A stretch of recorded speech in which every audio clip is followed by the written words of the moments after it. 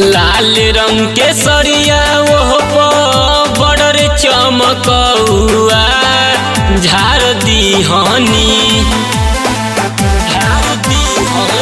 लाल रंग के सरिया ओह बॉर्डर चमकौआ झाड़ दीहनी।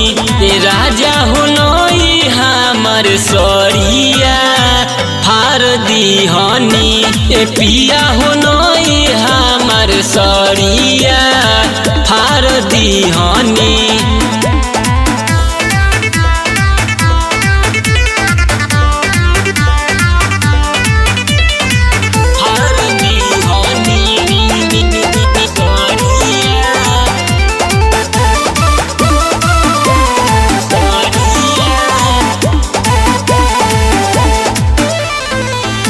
सज के संवार के हम भैनी तैयारी। मेकअप लगावल कुल्ही दिहल बिगाड़ी। सज के संवार के हम भैनी तैयारी। मेकअप लगावल कुल्ही दिहल बिगाड़ी।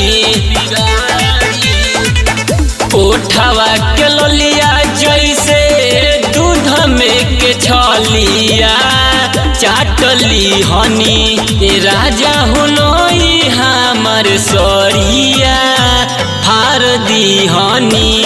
पिया हुनई हमर सरिया फाड़ दीहनी।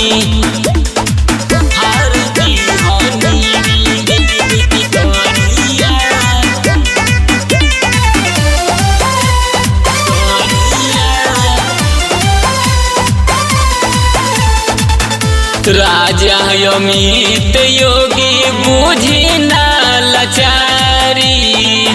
नैहर के साड़ी हमर दिहल लसारी।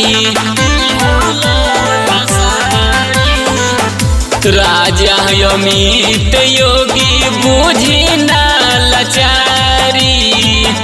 नैहर के साड़ी हमर दिहल लसारी।